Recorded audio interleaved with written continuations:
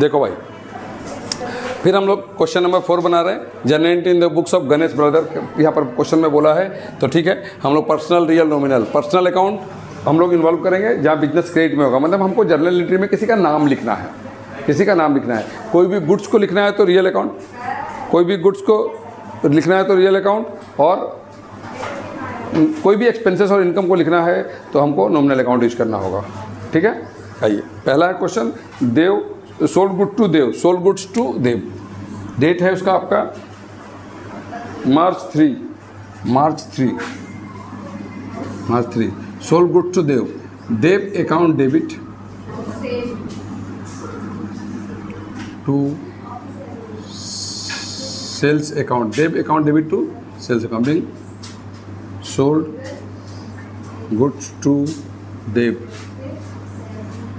कितना अमाउंट है? 1 लाख रुपया, यहाँ 1 लाख लिखेंगे। सेकंड क्वेश्चन है इसमें, यहाँ पर देव से मेरे को लेना है, इसलिए देव को डेबिट किए, देव गुड सोल्ड किए, नाम दिया मतलब क्रेडिट सेल हुआ। दूसरा पढ़िए, लिखा है कि 5 तारीख को receive from Dev in full settlement. यहाँ पर 5 तारीख को लिखेंगे, रिसीव फ्रॉम देव, मार्च 5 है, receive from Dev in full settlement 98,000। आपको देव से कितना लेना है? 1 लाख, लेकिन आपको उसने 98,000 दिया और आपका सेटलमेंट, फुल सेटलमेंट का मतलब हिसाब बराबर और नहीं देगा वो, मतलब 2,000 कम दिया, 2,000 मेरा लॉस हुआ, उस लॉस को डिस्काउंट बोलेंगे। कैसे लिख के दिखाते हैं, ये देखिए, cash account debit, cash account debit 98,000, discount allowed, account debit 2,000 और टू देव अकाउंट, ये हो गया फुल सेटलमेंट 1 लाख का। कितना का हो गया? 1 लाख का फुल सेटलमेंट हो गया, ठीक है। Being cash received from Dev, cash receive from Dev in full settlement. दूसरा पढ़िए, फिर है 6 तारीख को, सोल्ड गुड टू मनमोहन 80,000 का, March 6, sold good to Manmohan account debit,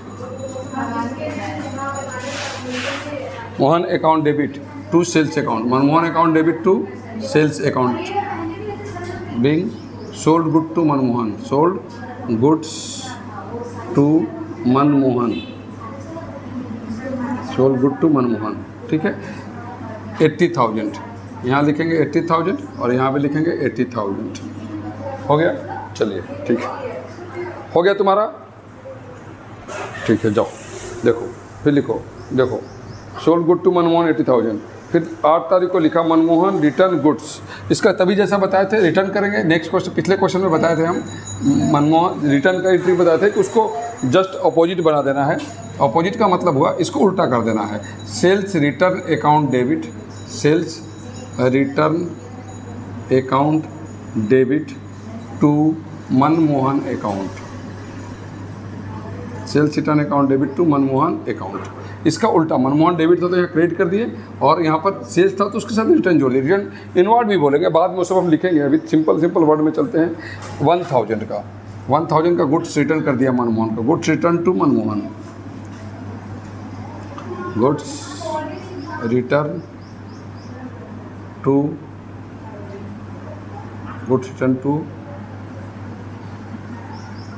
Manmohan.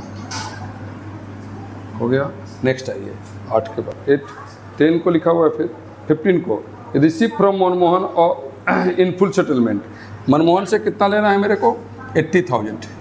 कितना लेना है? 80,000। मनमोहन से हमको 80,000 लेना है, और उसमें से 1,000 का गुड्स रिटर्न कर दिया, तो मनमोहन से कितना हमको मिलेगा? 79,000 मिलेगा। कितना मिलेगा? लेना है। मनमोहन को हमने सेल किया, उससे लेना है, लेकिन उसने हमको सेटलमेंट कर दिया 78,200 में, 78,200, मतलब 800 रुपया उसने नहीं दिया मुझको, मतलब ये डिस्काउंट हो गया, इसके तरह लॉस हो गया। लॉस को, सभी लॉस को डेबिट लिखते हैं, लॉस को डेबिट लिखते हैं। तो यहाँ पर हम लोग लिखेंगे, अभी मनमोहन का नाम डेबिट था तो मनमोहन, यहाँ पर हम लोग सेम एंट्री लिखेंगे, cash account debit, cash account debit 15 तारीख को, मार्च 15 का है entry. Discount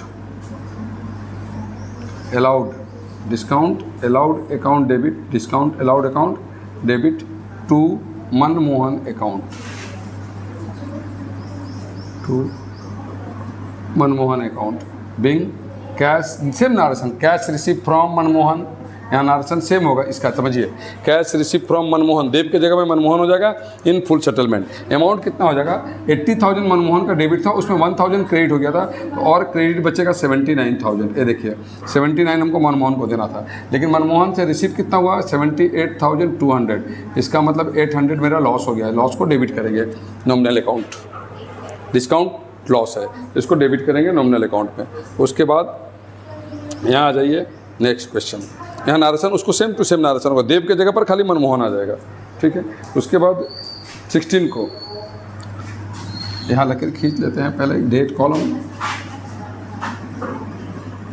debit amount credit amount का 2 कॉलम बनाएंगे इक्वल और एक एलएफ का बनाएंगे, ठीक है।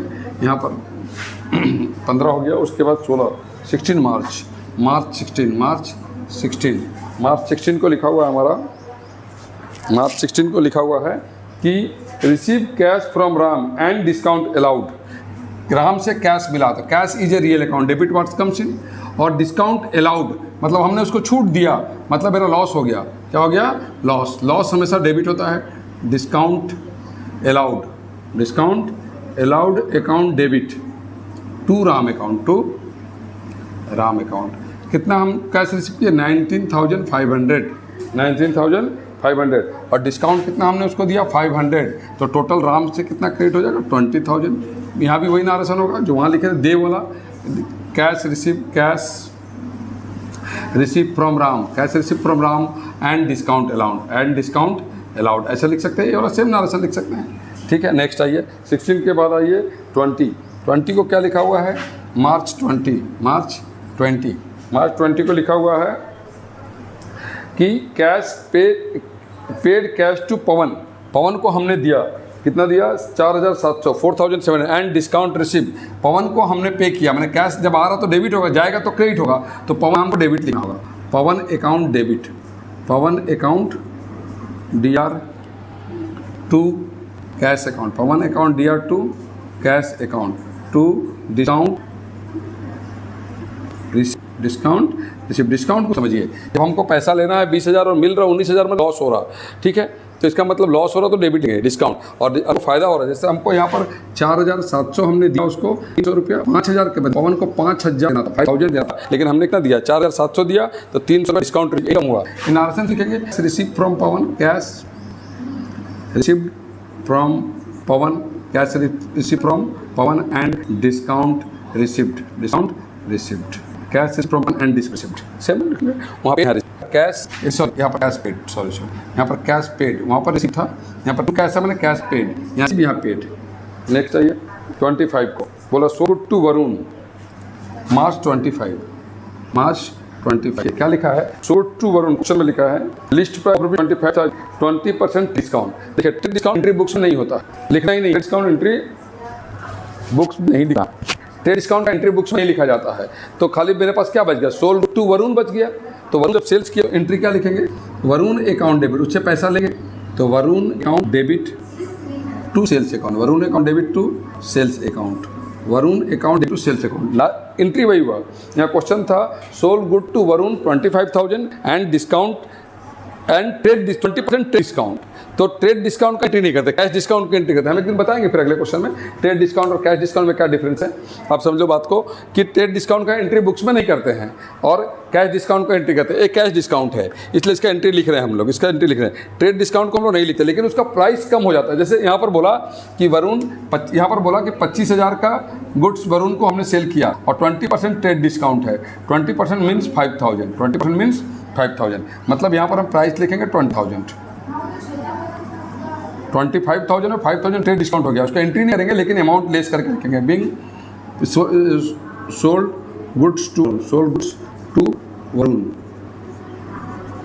Sold to Varun and 20% trade discount, इस तरह से बंद कर देंगे। समझे? ये डिस्काउंट कैसे निकाले, समझ में आया बात? यहाँ 25,000 का सेल किए थे उसको, बट हमने उसमें कितना ट्रेड डिस्काउंट दिया। ट्रेड डिस्काउंट का एंट्री बुक्स में नहीं होता, याद कर लो पहले, ट्रेड डिस्काउंट का एंट्री बुक्स में नहीं होता है, क्वेश्चन में रहेगा। तो जैसे यहाँ पर लिखा sold good to Varun and 20% trade discount, तो हम लोग खाली सोल्ड गुड टू वरुण का एंट्री बनाएंगे और जितना भी अमाउंट है 1% ट्रेड डिस्काउंट बोला उसको लेस कर देंगे, उसमें से अमाउंट से लेस करेंगे और तब एंट्री कर देंगे। देखिए ये हमको यहाँ पर हमको मेनली इस क्वेश्चन में सेल के साथ डिस्काउंट, परचेज के साथ डिस्काउंट समझाया।